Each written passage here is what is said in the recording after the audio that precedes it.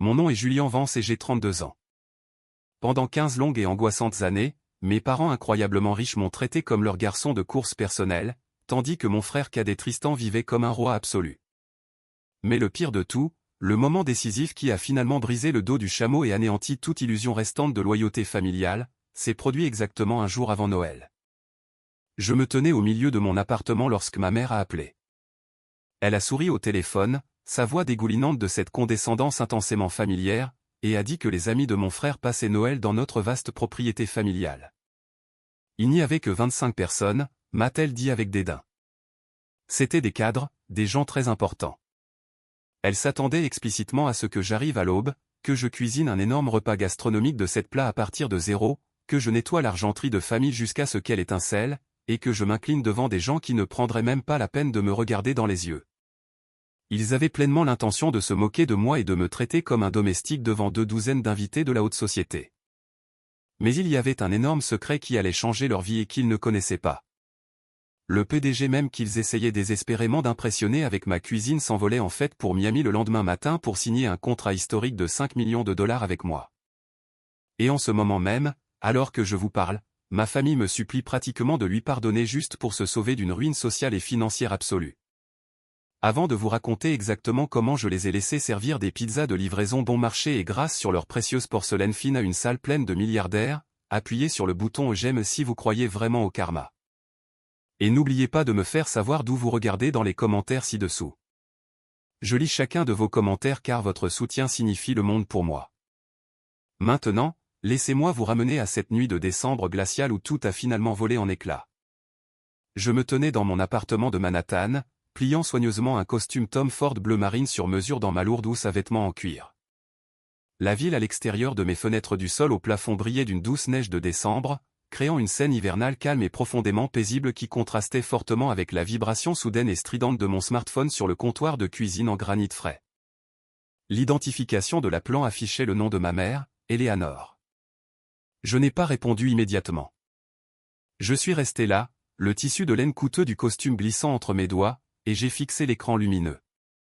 Vous savez, cette sensation de lourdeur au creux de l'estomac quand elle tombe soudainement parce que vous savez déjà qu'une conversation va vous vider de toute vie et de toute joie? C'était ma douloureuse réalité à chaque fois que ma famille me contactait. Ils n'appelaient jamais pour demander comment s'était passée ma journée. Ils n'appelaient jamais pour vérifier ma santé physique ou mentale, ni même pour me souhaiter un joyeux anniversaire.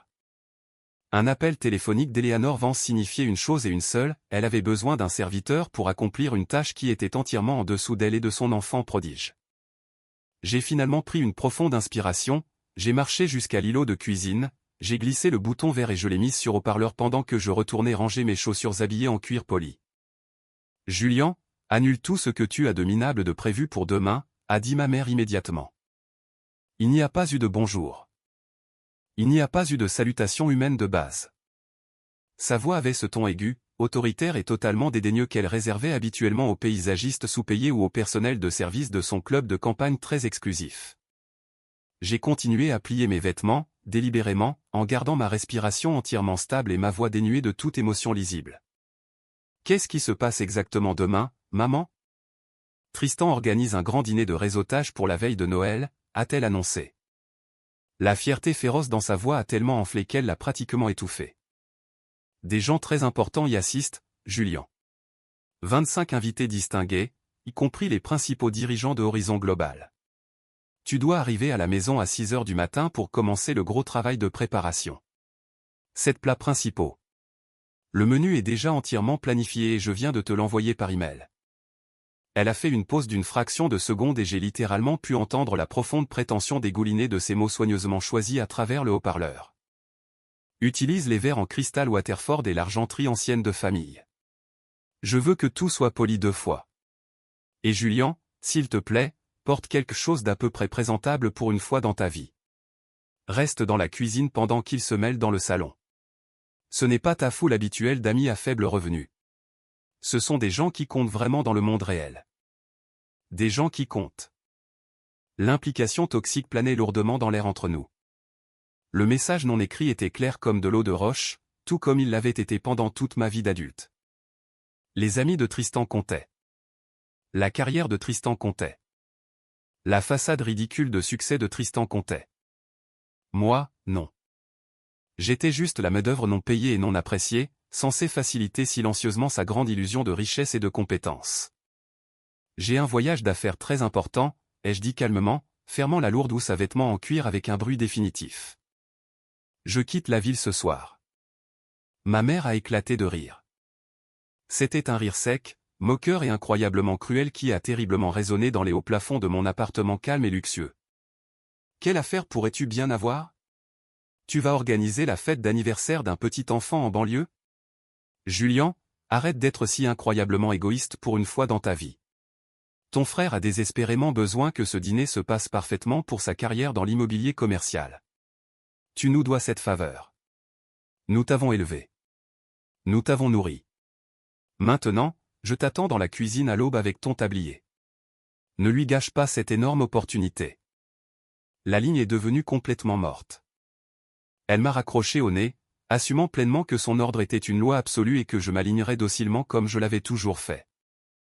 J'ai baissé les yeux sur le billet d'avion physique de première classe posé sur mon îlot de cuisine à côté de mon passeport. Vol 892 pour Miami. L'heure de départ était exactement 20 h ce soir. Ma main ne tremblait pas. Mon cœur ne battait pas la chamade d'anxiété.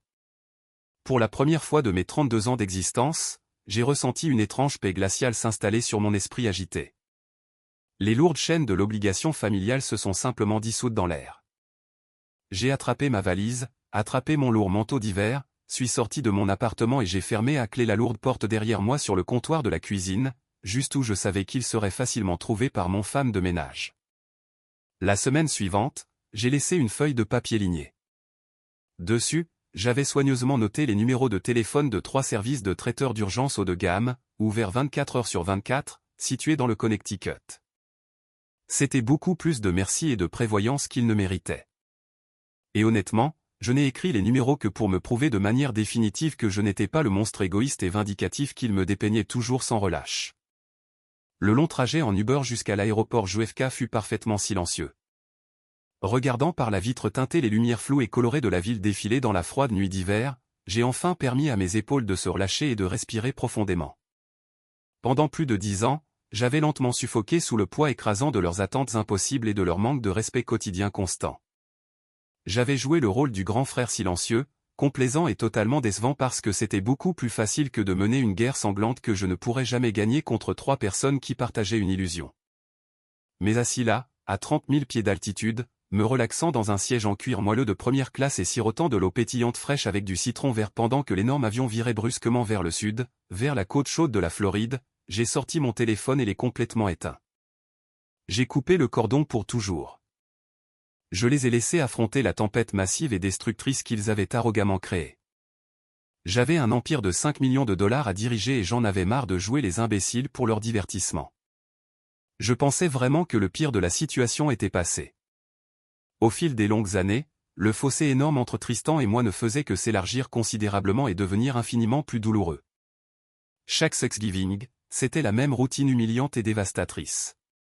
Pendant que mon père se tenait fièrement au centre du salon formel, se vantant bruyamment auprès de ses riches amis golfeurs de la carrière prétendument florissante et très lucrative de Tristan dans l'immobilier commercial, j'étais celui qui se tenait seul dans la cuisine étouffante, suant abondamment sur une énorme dinde de 20 livres pour 40 personnes ingrates. Je me souviens d'un Thanksgiving en particulier très vivement. Un souvenir gravé à jamais dans mon cerveau. Je me tenais dans la salle à manger officielle, versant tranquillement du vin rouge importé coûteux aux invités assis, lorsque mon père a littéralement pointé son verre de vin en cristal directement vers moi de l'autre côté de la longue table. Il a regardé ses riches amis, a ri bruyamment et a dit, « Tristan est notre véritable histoire de succès familial. Le garçon construit un empire massif dans la ville. Julien là-bas, eh bien, Julien essaie toujours de trouver ses marques après toutes ces années. Mais bon, donnez-lui un peu de crédit. Il fait une sauce vraiment fantastique. » Toute la longue table a éclaté en éclats de rire. Les invités m'ont regardé avec des degrés variés de pitié et d'amusement. Je suis resté là, figé, serrant le goulot de la lourde bouteille de vin en verre si incroyablement fort que je pensais que le verre épais se briserait dans ma main et me trancherait la paume. Tristan avait désespérément besoin d'espace supplémentaire, expliqua rapidement ma mère, agitant sa main manucurée d'un air dédaigneux comme si toute mon existence et mon histoire dans cette maison n'étaient qu'un léger inconvénient logistique. Il a une image professionnelle très importante à maintenir en ville. Tu comprends comment fonctionne le monde de l'entreprise, Julien. D'ailleurs, tu n'es presque jamais là pour nous rendre visite de toute façon. Ce qu'elle ignorait, ce qu'aucun d'entre eux ne savait ou ne se souciait de découvrir, était la vraie raison pour laquelle je n'étais jamais là pour leur rendre visite. Alors qu'ils croyaient fermement que je vivais dans un studio miteux et infesté de cafards dans un mauvais quartier et que je survivais à peine avec un salaire minable au salaire minimum, je construisais tranquillement, méthodiquement, un titan. Il y a 5 ans, avec absolument rien d'autre que les économies durement gagnées et trempées de sang de mes emplois épuisants en cuisine commerciale, j'ai légalement fondé Crown Hospitality. J'ai commencé très petit et complètement sous le radar, en organisant personnellement des événements privés très exclusifs pour des clients incroyablement riches dans des penthouses de Manhattan. J'ai versé chaque once de mon âme, de ma sueur et de mes larmes dans l'entreprise. Le bouche-à-oreille s'est répandu comme une traînée de poudre parmi l'élite. Puis, j'ai agressivement étendu mes activités aux grands séminaires d'entreprise. Puis sont venus les partenariats incroyablement lucratifs avec des complexes hôteliers de luxe le long de la côte. J'ai tout construit dans un silence absolu et inébranlable. Je n'ai utilisé aucun argent familial. Je n'avais pas de père riche pour me présenter à de riches investisseurs providentiels. Je n'ai accepté aucune aide. Ma directrice des opérations, Clara, une femme brillante, féroce et incroyablement loyale qui m'a aidé à développer systématiquement l'entreprise, me suppliait pratiquement de dire la vérité à mes parents sur mon succès massif. Elle s'asseyait dans mon bureau d'angle, regardant nos rapports financiers trimestriels de plusieurs millions de dollars et disait « Julien, tu dois leur montrer ces papiers. Tu dois engager un avocat impitoyable, protéger tes actifs massifs, puis leur mettre ces chiffres incroyables sous le nez pour qu'ils te respectent enfin. » Mais je savais bien mieux qu'elle. J'avais essayé exactement une fois. J'étais allé fièrement voir ma mère il y a 3 ans, le cœur plein d'espoir, pour lui dire que je venais de décrocher avec succès un contrat de traiteur massif et qui allait changer ma vie avec un grand géant technologique mondial. Mais avant même que je puisse terminer ma phrase excitée, ma tante Béatrice m'a violemment interrompu. Tante Béatrice était la sœur aînée de ma mère, la principale architecte de tous les commérages familiaux vicieux. Elle traversait à l'époque un divorce très médiatisé, incroyablement amer, et une bataille de garde acrimonieuse et prolongée, ce qui la rendait encore plus vicieuse et désespérée de rabaisser les autres pour se sentir supérieure. Oh, Julien, c'est tellement adorable que ton petit passe-temps de cuisine prenne enfin un tout petit peu d'ampleur. Tante Béatrice avait ronronné malicieusement, posant lourdement une main condescendante sur mon épaule. Mais Éléanore, as-tu entendu la vraie nouvelle du jour? Tristan vient d'obtenir une énorme promotion au sein de la firme immobilière et a loué une toute nouvelle Porsche entièrement équipée. Nous devrions vraiment concentrer notre énergie à célébrer son incroyable augmentation de salaire. Ma mère m'a instantanément tourné le dos, ses yeux s'illuminant comme un enfant gourmand le matin de Noël à la simple mention de la Porsche de luxe. C'est ce jour-là que j'ai réalisé quelque chose de fondamental, de déchirant et de terrifiant. Ma famille ne me mécomprenait pas simplement. Elle avait activement, désespérément besoin que je sois un échec. Si j'étais un échec misérable, les réalisations réellement médiocres de Tristan apparaissaient comme des miracles absolus et indéniables au monde extérieur. J'étais le perdant désigné dans leur scénario familial profondément tordu et très toxique, et ils ne me laisseraient jamais réécrire mon rôle.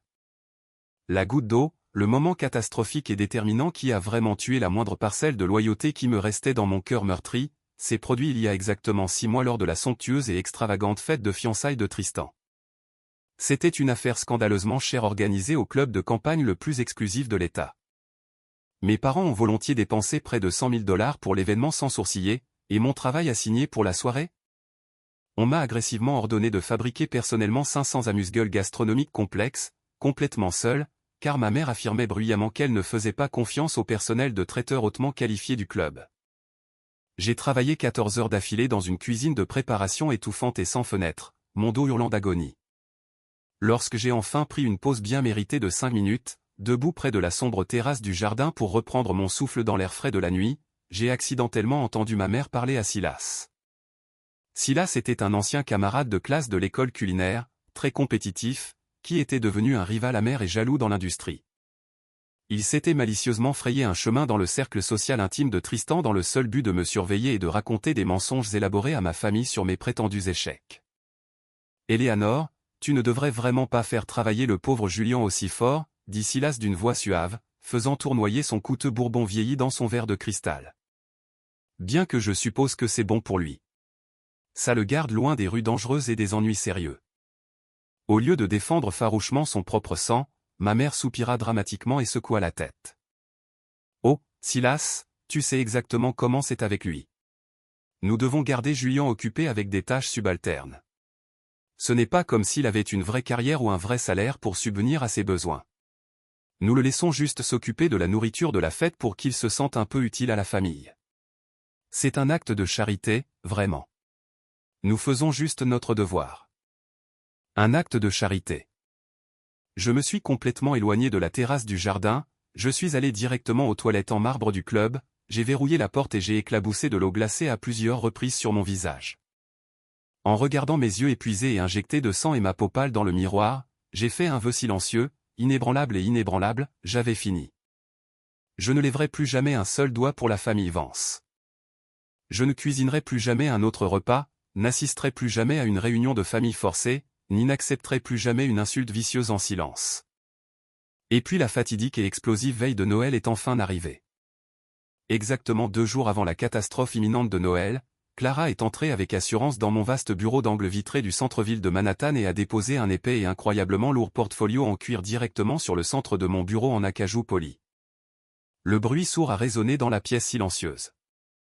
Ils ont officiellement accepté les termes, a-t-elle dit, un immense sourire victorieux s'étendant d'une oreille à l'autre sur son visage. Ses yeux brillaient pratiquement de larmes de joie. J'ai ouvert le lourd dossier avec des mains fermes mais impatientes. À l'intérieur se trouvait l'accord de service principal pour Horizon Global. C'était un contrat exclusif historique de 5 millions de dollars pour gérer complètement toutes les opérations de restauration, de boissons et d'événements haut de gamme pour leur complexe hôtelier de luxe d'élite sur toute la côte est. C'était le Graal absolu de l'industrie hôtelière. L'accord qui transformerait officiellement et définitivement Crown Hospitality d'un acteur respecté en un géant de l'industrie indéniable et intouchable avec une portée mondiale. Marcus Sterling se rend dans sa propriété privée de Miami pour les vacances afin d'échapper à la neige, expliqua rapidement Clara, pointant son doigt manucuré vers l'horaire surligné sur la première page du rapport. Il veut rencontrer le PDG en personne pour finaliser les signatures et se serrer la main le matin de la veille de Noël. Il vous a spécifiquement demandé, Julien. Il aime le fait inspirant que vous ayez construit tout cet empire massif à partir de rien, seulement avec votre propre sueur. Réservez le vol immédiatement, dis-je, sentant une immense poussée d'adrénaline pure et non adultérée circuler violemment dans mes veines. Le même après-midi frais, alors que je révisais les dernières clauses légales du contrat massif, mon téléphone a vibré bruyamment avec un email de Tristan. L'objet était écrit en majuscule et indiquait « Liste des invités pour la veille de Noël. Assure-toi de ne pas te tromper sur les allergies cette fois. » J'ai ouvert le document joint par pure habitude morbide, curieux de voir qui il essayait d'impressionner.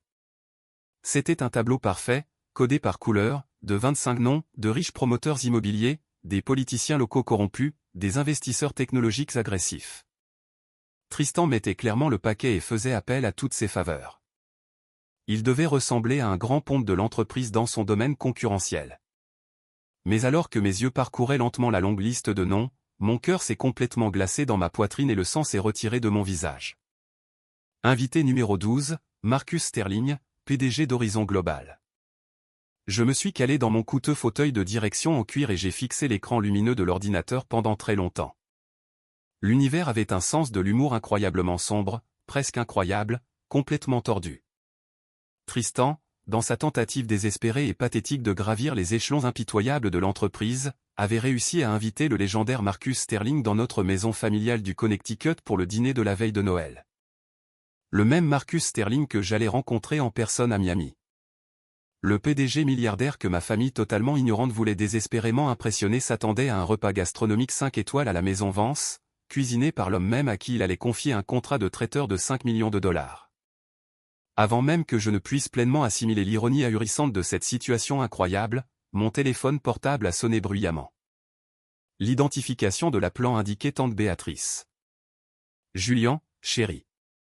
Sa voix dégoulinait de cette douceur factice, incroyablement toxique, qu'elle utilisait exclusivement juste avant de porter le coup fatal émotionnel. Ta pauvre mère me dit que tu es incroyablement difficile et têtu à propos du dîner de la veille de Noël. Maintenant, je sais que tu n'as pas grand-chose dans ta triste petite vie, mais tu dois vraiment te bouger pour la famille. Tristan essaie de décrocher un énorme contrat immobilier commercial avec un homme très puissant nommé Marcus Sterling. Si tu gâches cela pour ton frère avec ta paresse, ta mère ne te pardonnera absolument jamais. Tante Béatrice, dis-je, ma voix dangereusement calme, posée et entièrement dénuée de toute chaleur. Je ne viendrai pas à la maison demain. J'ai une réunion d'affaires très importante et hautement confidentielle en dehors de l'État. Elle laissa échapper une respiration courte et très condescendante qui siffla à travers le haut-parleur du téléphone. Julian, s'il te plaît, arrête de vivre dans un monde de fantaisie pathétique. Tu n'as pas de réunion d'affaires. Tu as un petit boulot de cuisinier qui rapporte des clopinettes. Ne sois pas égoïste. Ton frère a un avenir réel et tangible. Sois un bon garçon obéissant, mets un tablier et va hacher les légumes comme on te l'a dit. Si tu ne fais pas cette tâche simple, je m'assurerai personnellement que ton père appelle son avocat demain matin et te règle également de son testament. Je lui ai raccroché au nez sans prononcer un seul mot. La vaine menace d'un héritage dont je ne me souciais pas de la part d'une famille qui méprisait activement mon existence même était absolument pathétique. Je pouvais facilement acheter leur vaste domaine du Connecticut 3 fois en espèces avec les capitaux liquides confortablement installés sur mes comptes d'entreprise. Exactement 10 minutes plus tard, la patronne, ma mère, a appelé. Je vous ai déjà parlé du début brutal de cet appel, de l'exigence ridicule et prétentieuse de ma présence à l'aube pour polir l'argenterie, mais je ne vous ai pas dit comment il s'est réellement terminé. Quand je lui ai fermement et sans embâche dit que j'avais un vol à prendre, elle a complètement perdu la tête. Elle a commencé à crier si fort que j'ai dû éloigner le téléphone de mon oreille de plusieurs centimètres pour protéger mon audition du bruit perçant. Ingénieur, misérable, échec pathétique. Après absolument tout ce que nous avons sacrifié et fait pour toi, nous t'avons mis un toit solide sur la tête pendant 18 ans. Tu as mis un toit sur la tête de Tristan, maman, ai-je rétorqué, ma voix s'élevant pour correspondre à son énergie chaotique. 15 ans de rage refoulée remontant enfin à la surface. Tu as littéralement transformé ma chambre d'enfant en un dressing pour ses costumes bon marché. Il y eut une bousculade bruyante et agressive à l'autre bout de la ligne, et soudain la voix arrogante de Tristan a retenti à travers le haut-parleur. Écoute-moi, espèce de bon à rien absolu et indéniable. Tu vas ramener ton cul paresseux ici demain matin et cuisiner ce repas à la perfection. Je te paierai même gracieusement pour ton temps ici. 200 $, ça te convient? Ça devrait facilement couvrir ton loyer dans la décharge dégoûtante infestée de cafards où tu vis, n'est-ce pas? 200 $. Mon tarif de consultation quotidien était d'un minimum absolu de 10 000 $. Je ne veux pas de ton argent sale, Tristan, dis-je froidement, ma voix s'abaissant à un murmure terrifiant. Et je ne cuisinerai absolument pas ton dîner. Engage un traiteur professionnel comme un vrai cadre le ferait. C'est la veille de Noël, espèce d'idiot fini, cria Tristan frénétiquement, sa voix se brisant sévèrement sous l'effet d'une panique pure et indéniable. Tout dans la région des 3 États est complètement complet.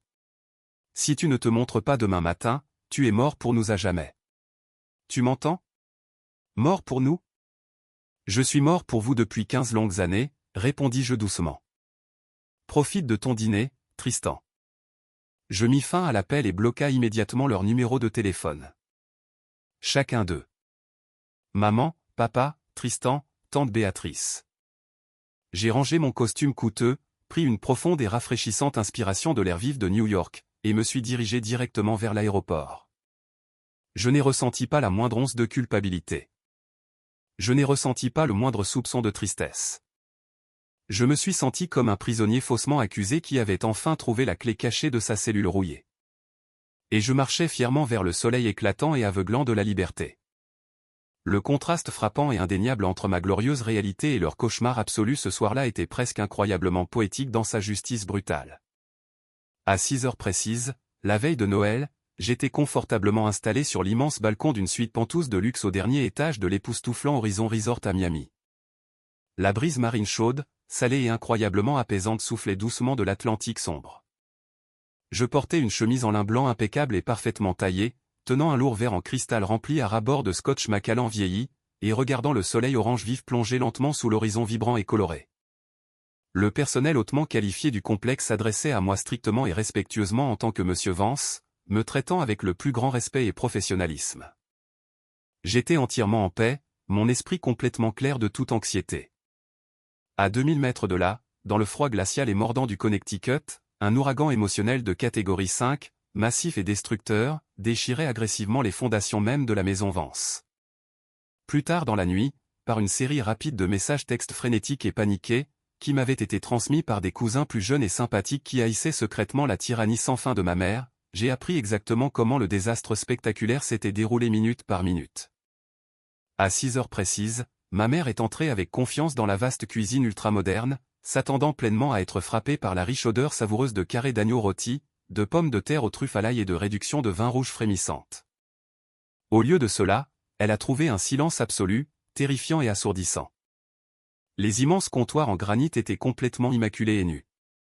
Le gigantesque réfrigérateur Sub-Zero de taille industrielle était entièrement vide, à l'exception d'un seul carton de lait écrémé à moitié vide et de quelques restes de plats chinois périmés d'il y a 3 jours. Tristan est descendu en courant et sauvagement le grand escalier majestueux dans son smoking sur mesure incroyablement cher. Où est la nourriture, maman? Les invités VIP arrivent dans exactement 30 minutes. Ma mère s'est effondrée lourdement contre l'îlot de cuisine froid, le maquillage coûteux de son visage, incapable de cacher comment sa peau est instantanément devenue de la couleur pâle de la craie. Il l'a vraiment fait. Julien n'est vraiment pas venu. Une panique pure, non adultérée et aveuglante s'est immédiatement installée. Tristan a commencé à crier sauvagement comme un enfant en colère, attrapant violemment un verre d'eau en cristal sur le comptoir et le jetant agressivement contre le mur blanc immaculé, le brisant en 100 morceaux tranchants. Mon père, complètement et totalement inutile dans toute crise réelle qui ne pouvait pas être résolue en écrivant un chèque, est resté figé dans l'embrasure de la porte, clignant rapidement des yeux de confusion. Ma mère a frénétiquement attrapé la petite note que j'avais délibérément laissée sur le comptoir. Ses mains tremblaient si incroyablement fort qu'elle pouvait à peine composer les chiffres des 3 numéros de traiteur d'urgence que j'avais gracieusement fournis. La première entreprise de traiteur a ri bruyamment de sa demande ridicule et impossible de dernière minute et a immédiatement raccroché le téléphone. La deuxième entreprise a froidement déclaré qu'elle était disponible, mais a exigé des frais de retenue d'urgence non négociables de 15 000 $, payés entièrement à l'avance par virement bancaire. Tristan ne pouvait pas se permettre de payer car, dans un rebondissement massif et profondément caché, son entreprise immobilière commerciale très réussie était en fait profondément endettée. Ses cartes de crédit étaient à découvert et sa précieuse Porsche, symbole de statut, était louée à la limite légale absolue. Le troisième numéro a simplement sonné sans fin avant de passer directement à une boîte vocale automatisée déjà pleine. À 6h30 précise, la lourde sonnette en laiton a retenti. Les riches dirigeants ont commencé à affluer dans le grand foyer en marbre. Des femmes vêtues de superbes robes de créateurs scintillantes. Des hommes en costume sur mesure, incroyablement chers.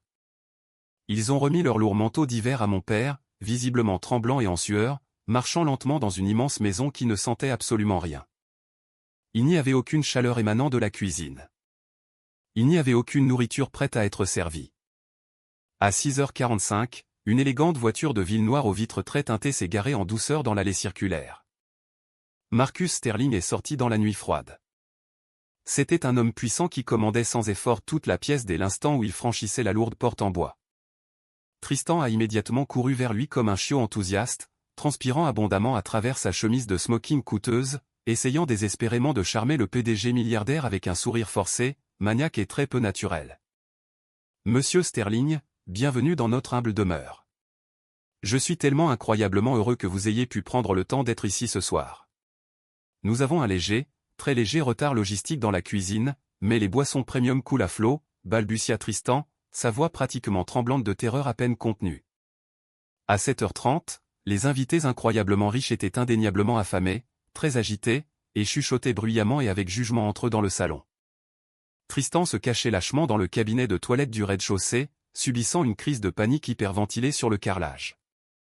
Sans absolument aucune autre option viable pour nourrir 25 élites, ma mère, Eleanor Vance, la femme fière qui se souciait beaucoup plus de son statut immaculé au club de campagne que de son propre sang, a pris son smartphone et a fait l'impensable.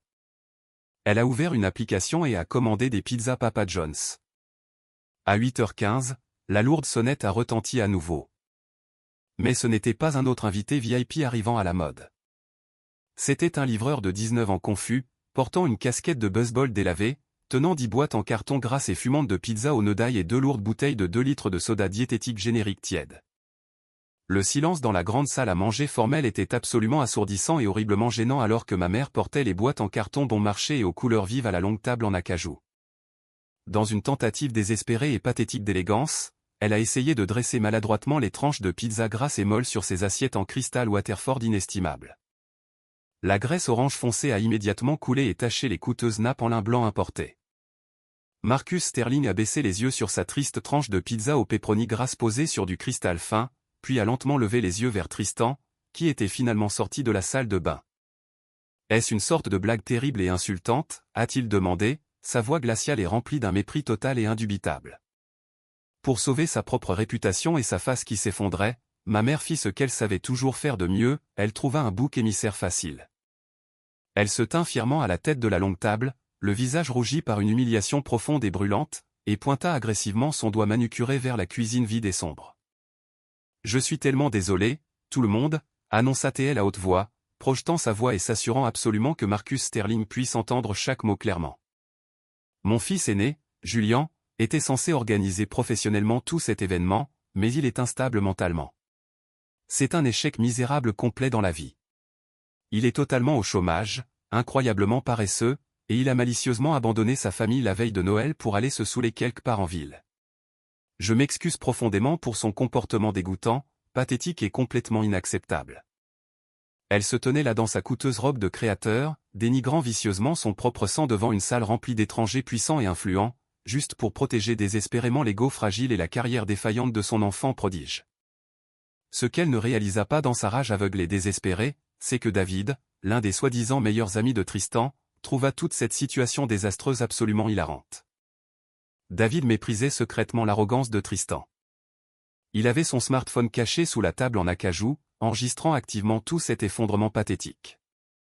Il a explicitement enregistré les boîtes de pizza bon marché et grasses posées sur les coûteuses assiettes en cristal. Il a enregistré ma mère m'appelant bruyamment un échec mentalement instable.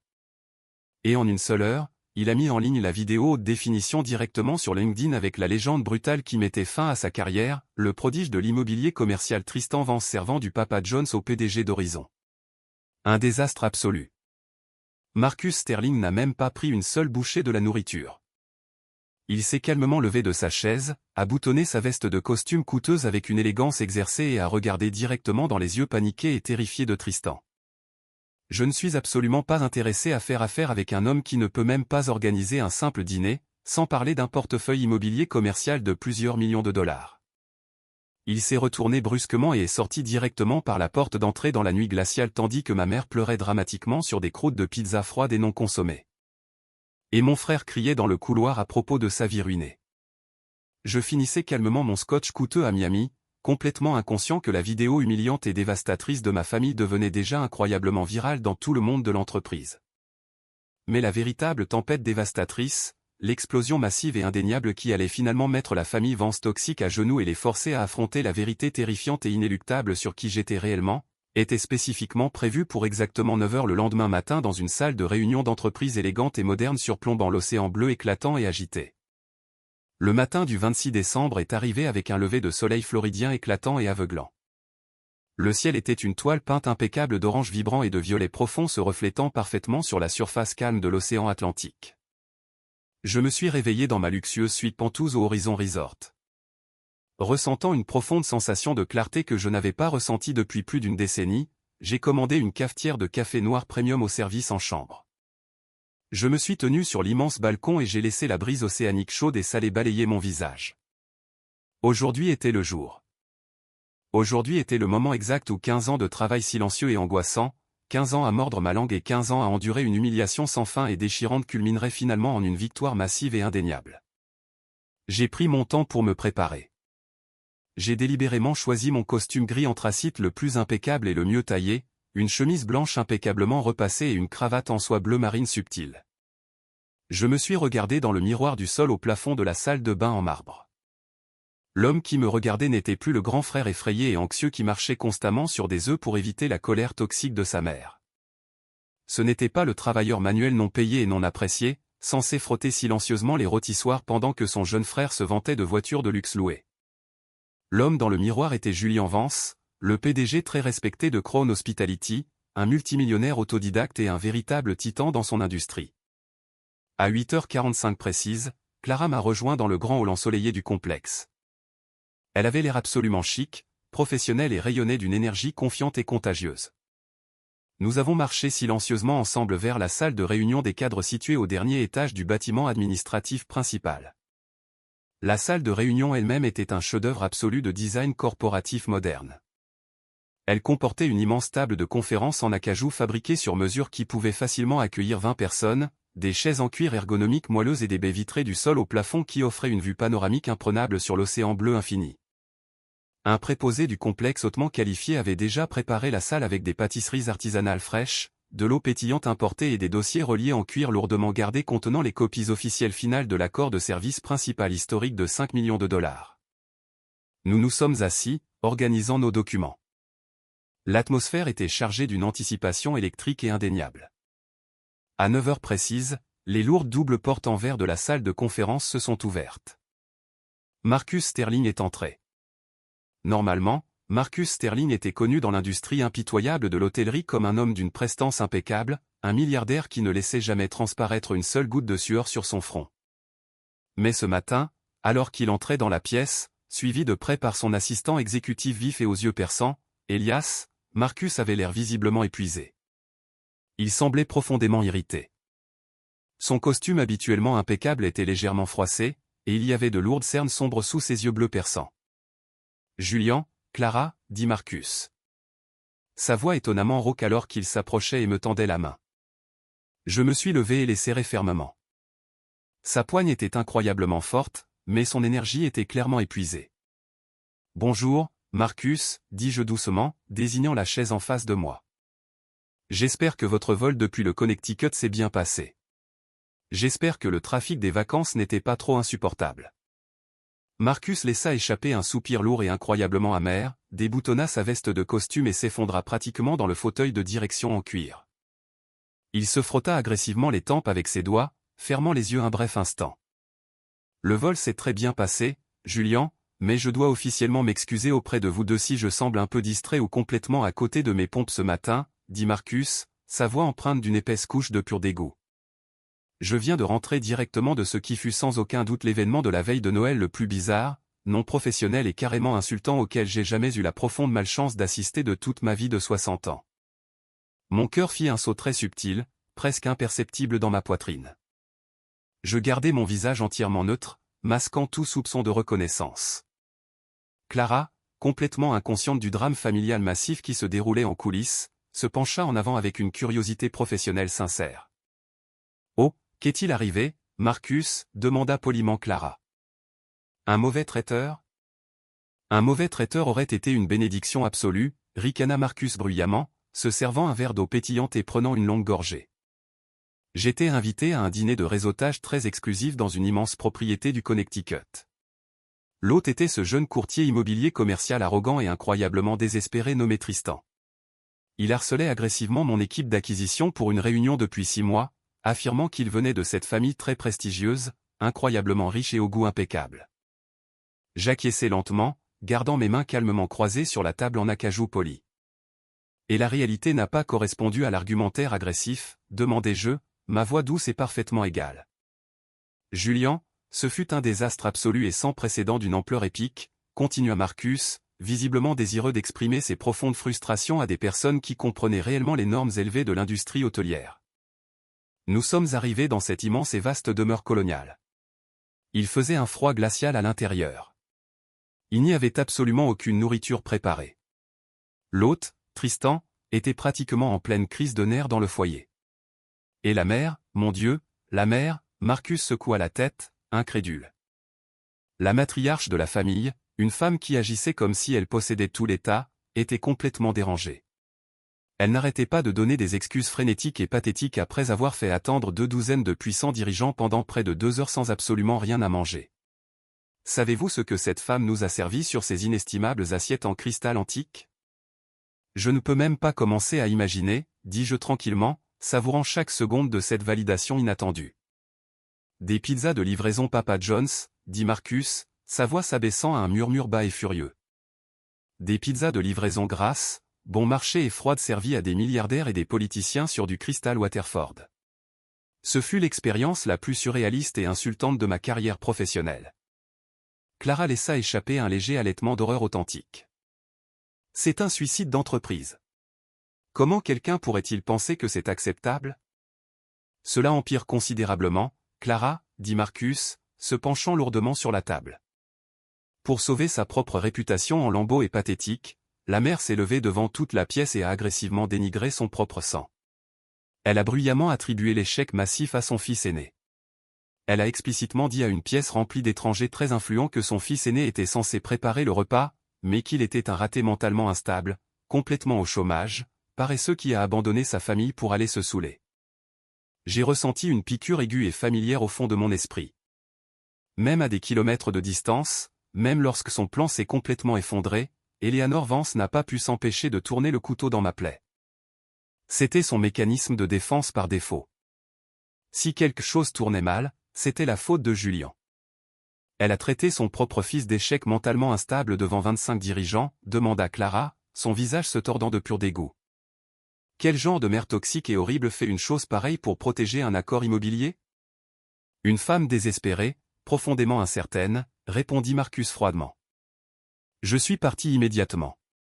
J'ai explicitement dit au jeune courtier arrogant que je ne ferais jamais d'affaires avec un homme qui ne pouvait pas gérer un simple dîner de vacances.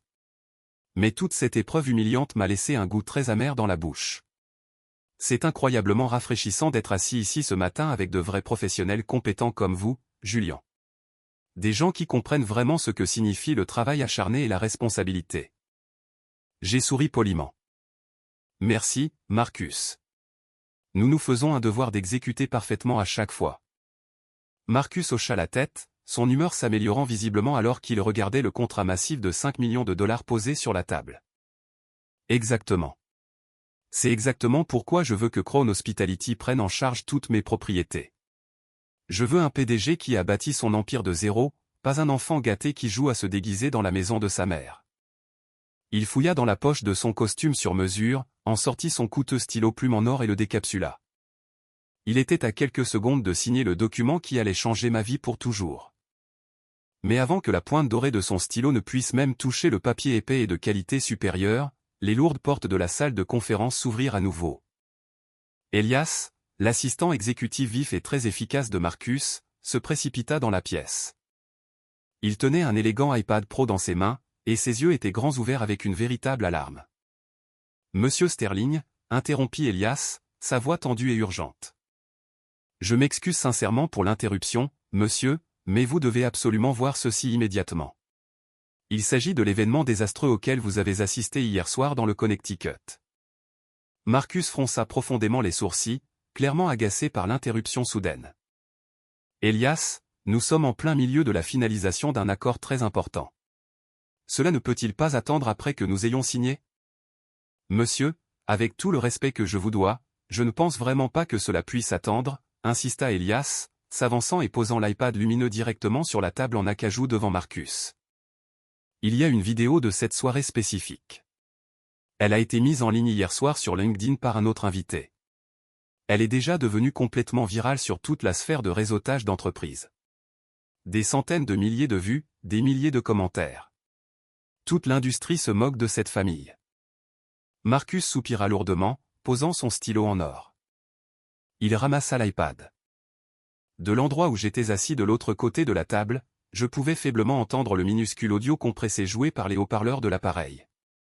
J'ai entendu la voix perçante et frénétique de ma mère, mon fils aîné, Julian, instable mentalement, échec complet, au chômage. J'ai entendu le bruit des boîtes de pizza qui s'ouvraient. J'ai entendu les murmures des invités dégoûtés. Marcus a regardé la courte vidéo dans un silence absolu et stupéfait. La colère profonde de la nuit précédente remontait clairement dans ses yeux. Mais ensuite, Elias s'est penché et a mis la vidéo en pause précisément à la 25e seconde.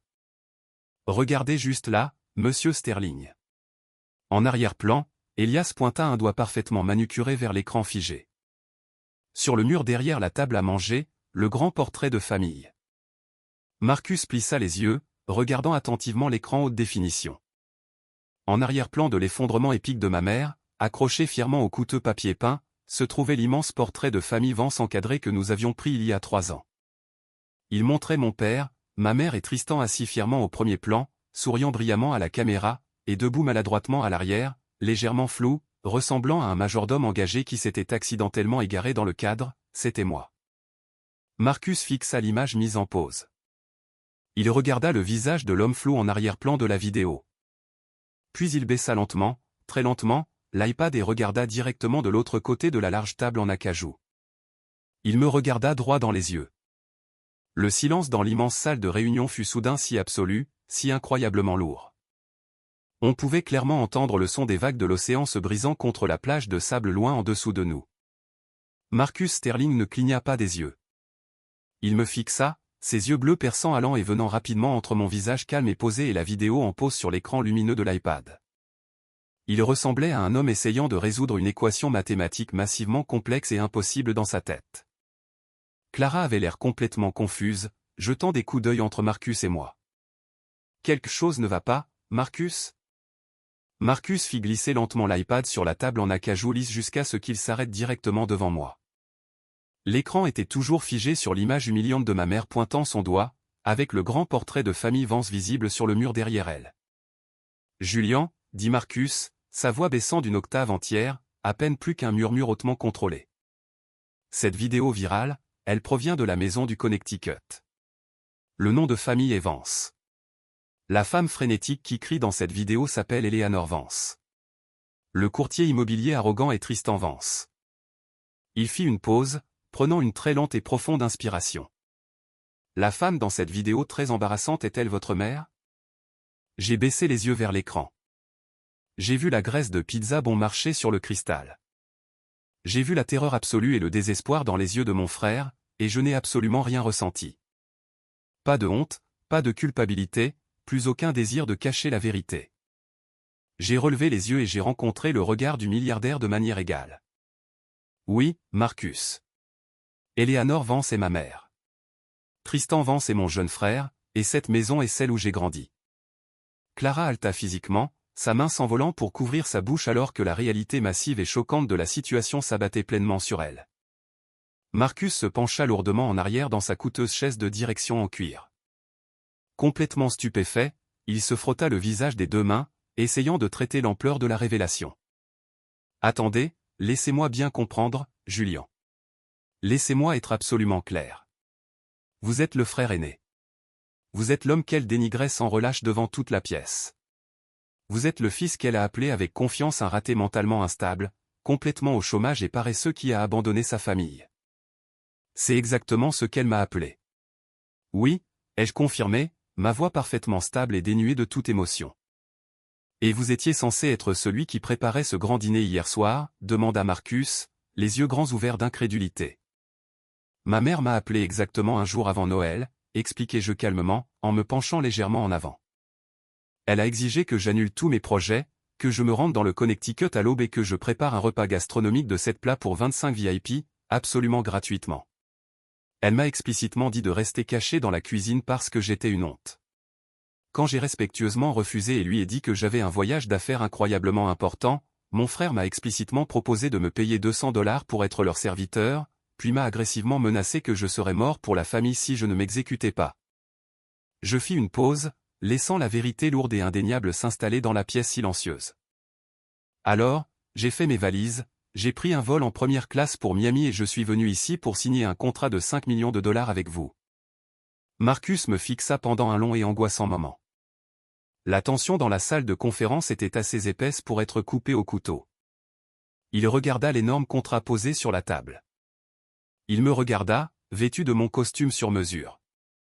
Il regarda la vidéo virale de sa soirée désastreuse, puis quelque chose de totalement inattendu se produisit. Marcus Sterling, le titan impitoyable et profondément sérieux du monde de l'entreprise, se mit à rire. Cela ne commença pas par un petit rire poli. Cela commença profondément dans sa poitrine et éclata en un énorme et retentissant rire sincère d'une hilarité absolue. Il rit si fort que des larmes commencèrent à couler au coin de ses yeux. Il frappa fort sa main sur la lourde table en acajou. « Oh mon Dieu !» souffla Marcus, essuyant ses yeux, encore secoués par une profonde amusement.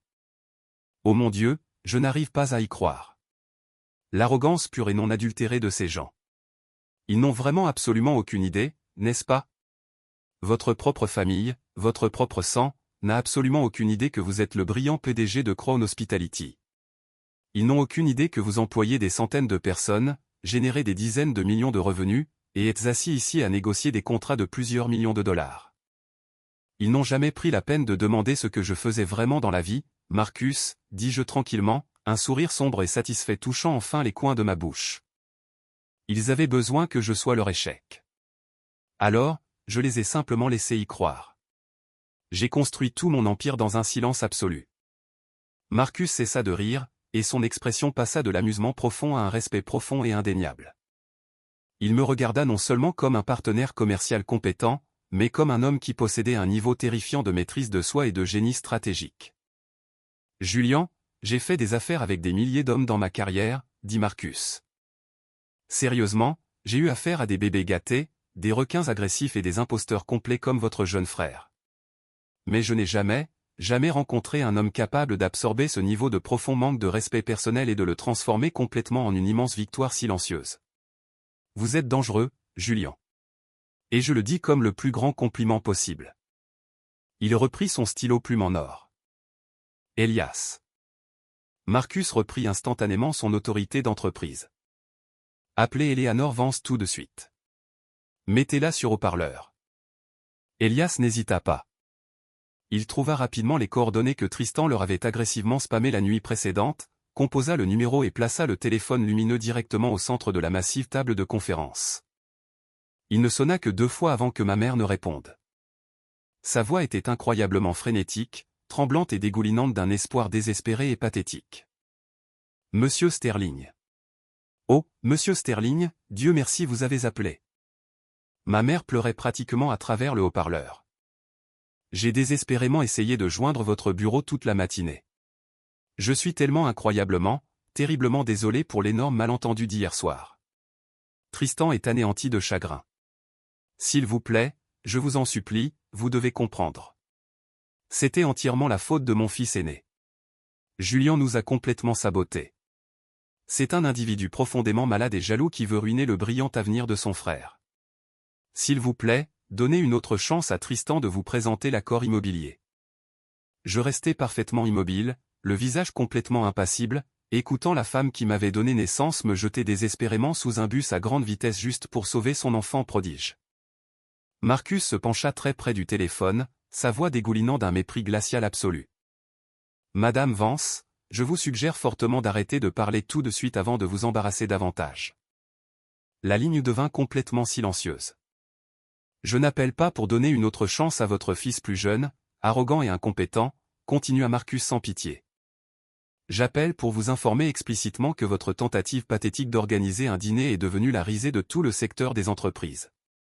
La vidéo de vous servant de la pizza de livraison bon marché sur vos assiettes en cristal est actuellement en train de devenir virale sur LinkedIn. La réputation professionnelle de Tristan dans l'immobilier commercial est complètement et définitivement détruite. J'entendis un halètement aigu et terrifiant de pure horreur de la part de ma mère. Vidéo? Quelle vidéo? Non, s'il vous plaît, Monsieur Sterling.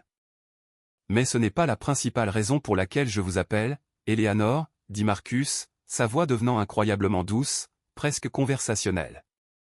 En fait, je vous ai appelé pour vous remercier personnellement. Me remercier, balbutia ma mère, sa voix complètement brisée et confuse. Oui, voyez-vous, je suis actuellement assis dans mon bureau de direction à Miami, expliqua Marcus, me regardant droit dans les yeux avec un sourire malicieux et profondément satisfait.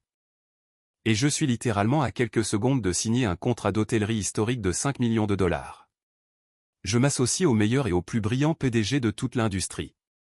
Un homme qui a bâti un empire d'entreprise massif à partir de rien, sans un seul centime d'argent familial ni la moindre goutte de soutien familial. Je ne comprends pas, murmura ma mère, la pure panique suintant pratiquement à travers le haut-parleur du téléphone. De qui parlez-vous? Marcus se pencha complètement vers le microphone. Je parle de l'incroyablement brillant PDG de Crown Hospitality, votre fils aîné, Julian Vance. Il n'y eut aucune réponse. Il n'y eut absolument aucun son à l'autre bout de la ligne pendant 5 secondes incroyablement longues et glorieuses. Il n'y eut rien d'autre que le son d'un choc absolu et bouleversant. Je pouvais pratiquement entendre les rouages de son cerveau s'arrêter violemment alors que 15 ans de mensonges massifs, de profondes suppositions et d'insultes vicieuses s'effondraient complètement sur elle. Julian est assis juste en face de moi, très élégant dans un costume Tom Ford sur mesure. Au fait, ajouta Marcus sans relâche. Il m'a raconté comment vous avez explicitement exigé qu'il vienne récurer vos sols pour $200. Alors, je voulais juste vous remercier personnellement, Eleanor. Votre aveuglement absolu et votre cruauté stupéfiante m'ont donné l'opportunité de m'associer à un véritable titan. Passez un Noël horrible. Marcus tendit la main et appuya agressivement sur le bouton rouge, mettant fin à l'appel immédiatement. Il n'attendit aucune réaction. Il ramassa simplement son lourd stylo plume en or, tourna à la dernière page du contrat massif et signa son nom d'un trait audacieux et élégant. Il me fit glisser le lourd document sur la table. Signé, patron, dit Marcus, souriant largement. Je pris mon propre stylo, signé mon nom à côté du sien et assurai officiellement ma liberté absolue et indéniable. Faisons une petite pause. Merci d'être resté avec moi jusqu'ici. Vous êtes vraiment incroyable. S'il vous plaît, aidez-moi en aimant la vidéo et en commentant le numéro ainsi dessous, afin que je sache que vous avez été là avec moi jusqu'à ce point. Cela aide non seulement plus de personnes à découvrir cette histoire, mais me fait également savoir que mes expériences comptent pour quelqu'un. Votre soutien est la plus grande motivation pour moi de continuer à partager le reste de ce voyage. Les retombées explosives immédiates de ce matin fatidique à Miami furent incroyablement rapides, entièrement brutales et totalement impitoyables. L'univers lui-même sembla s'aligner agressivement pour enfin délivrer le karma écrasant que la famille Vance avait désespérément fui pendant 15 ans.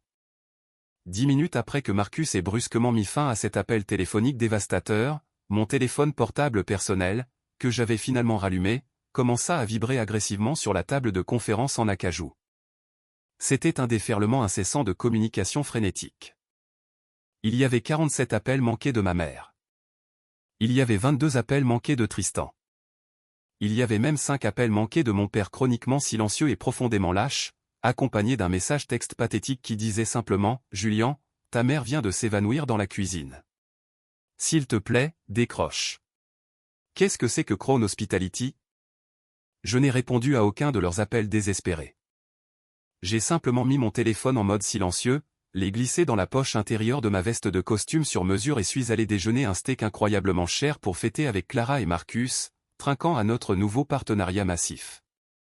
Mais la vidéo virale LinkedIn du dîner de pizza catastrophique n'était que la toute première vague massive de leur destruction publique. Le véritable tsunami dévastateur a frappé exactement 3 heures plus tard.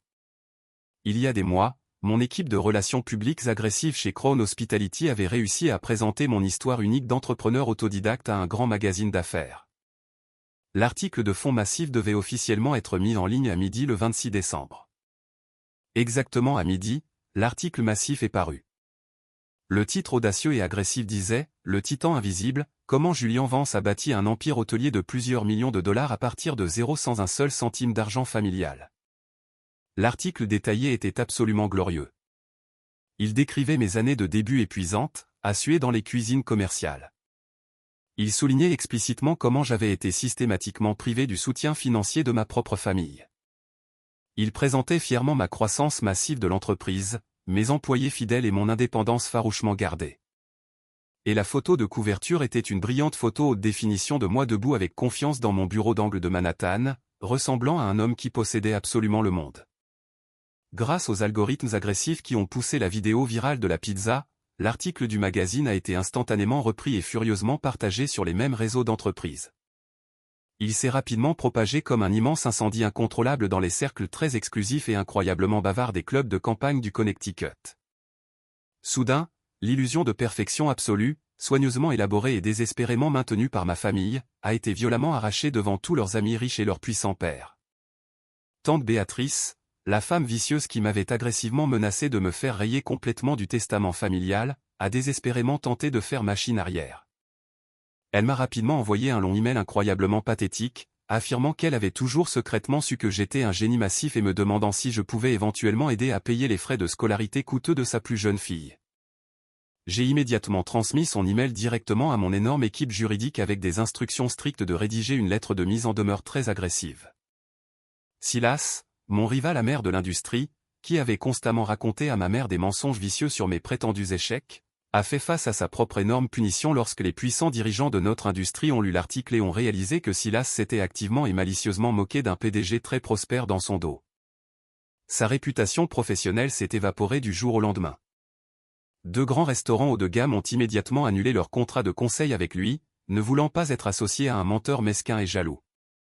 Mais l'effondrement le plus spectaculaire, le plus indéniablement satisfaisant, appartenait entièrement à mon jeune frère Tristan, le soi-disant enfant prodige de la famille.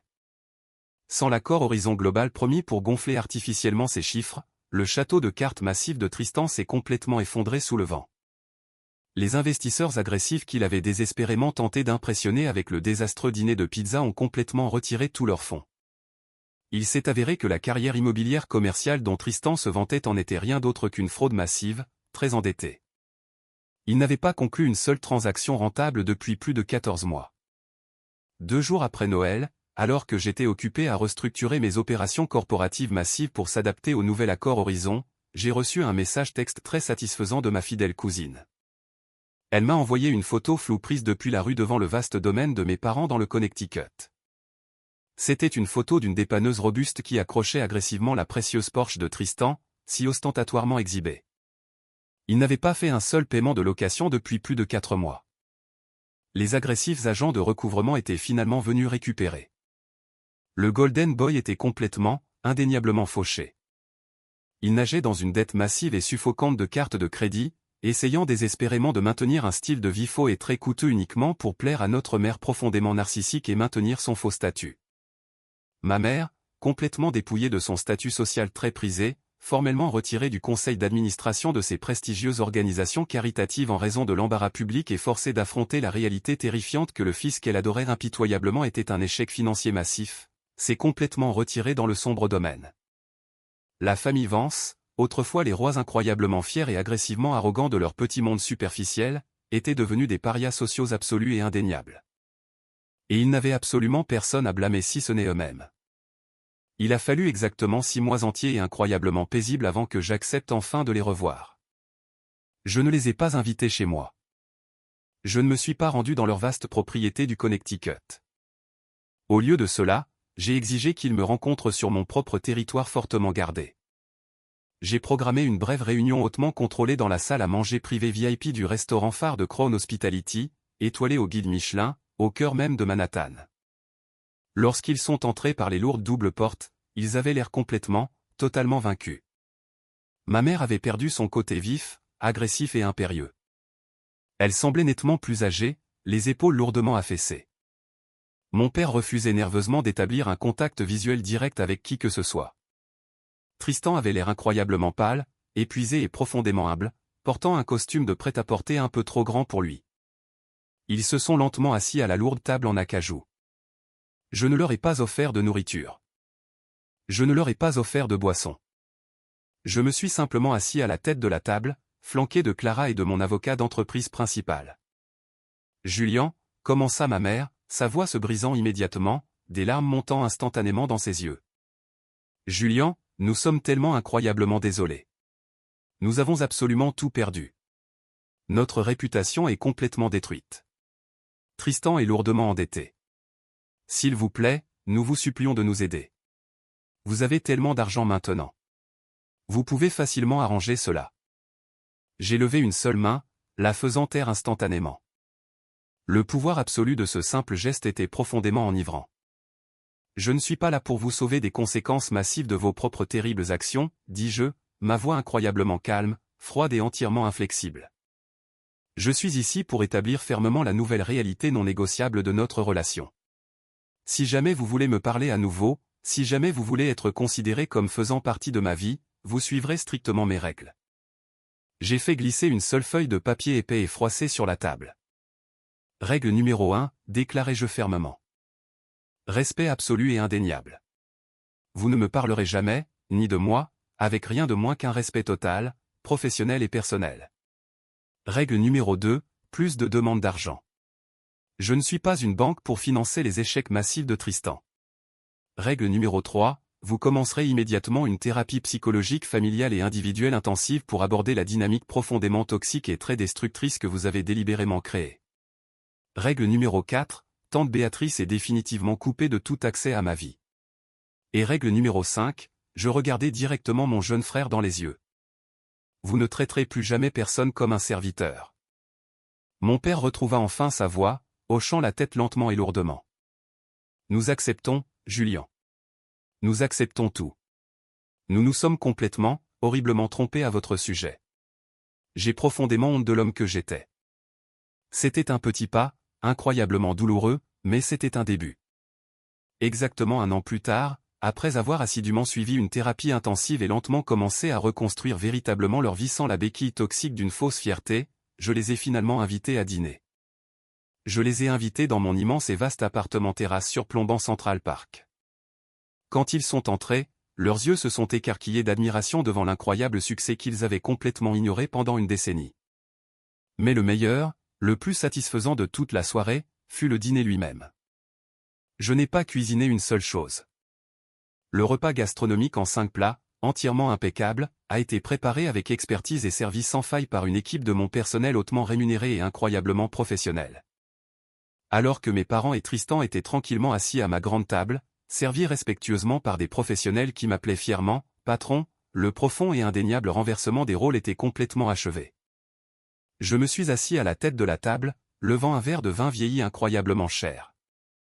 J'ai regardé la famille qui avait essayé si incroyablement fort de briser mon esprit, de me garder petit, de me garder complètement invisible. Ils ont échoué. J'ai survécu et j'ai prospéré. À l'avenir, dis-je simplement, prenant une lente gorgée. Ils levèrent leur verre en un accord tranquille et humble. S'il y a une chose que je veux que vous reteniez de mon long et douloureux voyage, c'est cette vérité absolue. Votre valeur intrinsèque en tant qu'être humain ne diminue pas comme par magie simplement parce que des personnes profondément imparfaites et fortement biaisées n'ont absolument pas la capacité de voir votre vraie valeur. Vous n'êtes pas obligé de vous immoler par le feu en permanence juste pour réchauffer des membres de votre famille toxique. Parfois, la plus grande vengeance absolue n'est pas la colère ou les cris. La plus grande vengeance est un succès massif, indéniable et explosif. Connaissez votre incroyable valeur et ajoutez-y de la taxe avec force. Avez-vous déjà vécu quelque chose de similaire avec votre propre famille? Avez-vous déjà dû vous battre agressivement pour être vu et respecté par les personnes qui étaient censées vous aimer le plus? Partagez votre histoire dans les commentaires ci-dessous.